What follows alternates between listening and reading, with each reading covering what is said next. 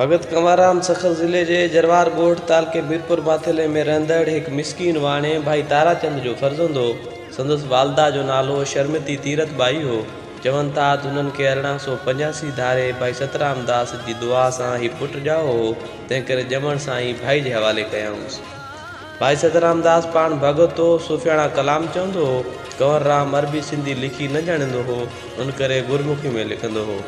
गान विद्या हयात पिताफी जे ॻोठ वारे दरबार जे शिवादारी भाई हासाराम खां सिखियो।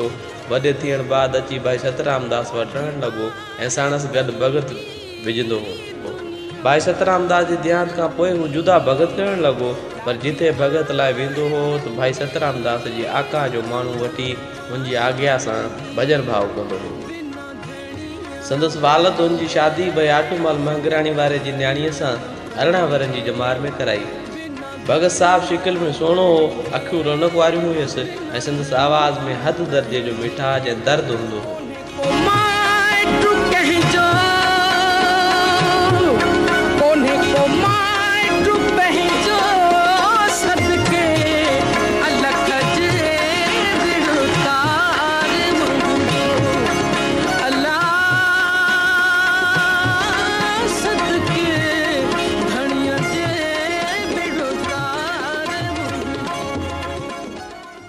संदसि कलाम में अहिड़ो तासीर हो जो कंवरराम जी भगत जी पती पवण ते हज़ारनि जी तइदाद में आस पास खां हिंदू तोड़े मुसलमान अची संदसि राग ॿुधण लाइ इकट्ठा थींदा हुआ। पाण अक्सर 12 बजे राति खां पोइ राग ॻाईंदो हो ऐं सुबुह ताईं पोइ ॻाईंदो हो। जीअं राति भिजंदी हुई तीअं राग जो असरु वधंदो वेंदो हो।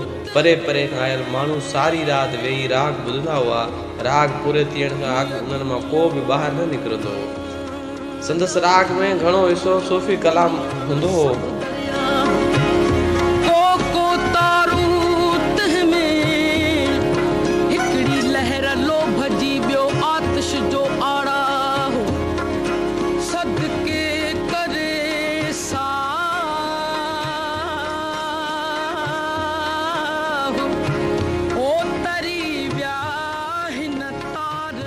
मूंखे रुगो 2 दफ़ा संदसि कलाम ॿुधण जो मौक़ो मिलियो। हिकु दफ़े सन शहर में, ॿिए दफ़े मांजन में भाई धर्मदास जी दरबार में।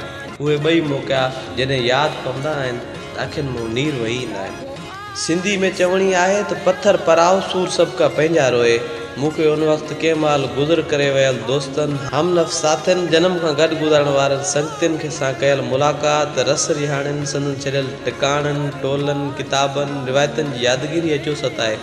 कंहिं वक़्तु हिंदनि मुसलमाननि जी शादी गमी में अचणु वञणु, आशूरनि, ईदनि, ॾियारी, दहसिलनि जे मौक़े ते मिंडूं विरासूं, पीर फ़क़ीर, साधन संतनि जूं मजलिसूं, तसोफ़ ऐं वेज़ानियत जे बुनियाद ते पैदा थियल अक़ीदा अचो यादि पवनि। भगत कंवर नानक पंथी सिलसिले सां वास्तो रखंदड़ हो।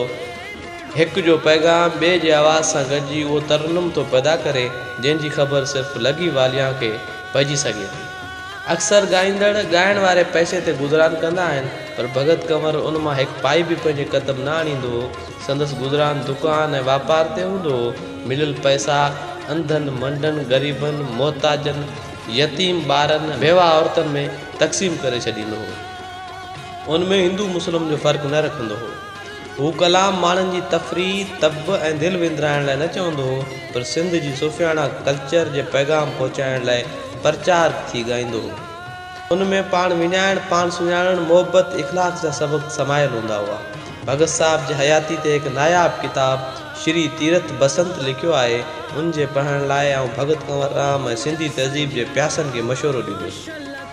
चवण में अचे थो त कंवरराम जॾहिं मांझंदि जे मेले तां थी दादू लथो ऐं उतां ॿी गाॾी में सखर वञण लाइ रुक स्टेशन ते पहुतो त गाॾी छुटण बाद खेसि पीर साहब भरचूंडी जे मुरीद जान मोहम्मद जलबानी इंतकाम तौरु बंदूक खणी क़तल करे विधो। छा लाइ त उन खां अॻु सखर में पीर साहब भरचूंडी शरीफ़ जे फर्ज़नि खे किन आरनि तासुब विचां मारकुट कई हुई। मशहूर महासभाई लीडर डॉक्टर मोची हिकु आम जलसे में तलवार हथ में खणी मुसलमाननि जे ख़िलाफ़ इश्तिहाल पैदा कयो हो। गाॾी में इलाज न थियण करे बागड़ची स्टेशन ताईं रत छॾे भगत साहब इंतकाल करे वियो। सखर रोड़ी ऐं ॿिनि शहरनि में हुन जा मातमी सरगस निकिता। उहो हादिसो 2 नवंबर 1939 ते थियो।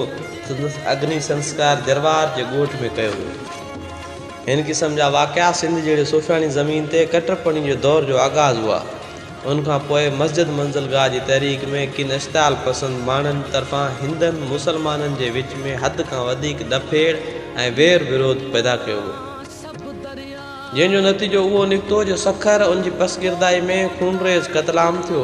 हज़ारे बेगुनाह हिंदू ऐं मुसलमान लखनि जा माल मिल्कियत उन बाह जी बख बणिया। उन सिलसिले में प्रोफेसर पमनाणी ऐं अलाबख्श मरहूम जो क़त्ल जा वाक़िआ रोनुमा थिया। बाद में जे हिंदू मुस्लिम फ़साद थिया ऐं खूनरेज़ी वाक़िआ पेश आया, तिन खां हर को वाक़ुफ़ु आहे। असीं अञा ताईं अहिड़नि दौरनि मां लंघी रहिया आहियूं जिन में इंसान ज़ात जी मुहबत ते ख़ुदगुर्ज़ी ऐं नफ़्सा नफ़्सी ग़ालिब आहे। ख़बर न आहे कॾहिं उहो समो पूरो थींदो, पर उमेदूं रखियूं वेठा आहियूं त जीअं सरज़मीन शाह इनायत, शाह लतीफ़, सचियल ऐं सामीन जहिड़ा बुज़ुर्ग पैदा कया आहिनि, सा ज़रूरु अख़वत ऐं मसावात जा इंसानी ऐं आलमी क़दुरु पैदा कंदी।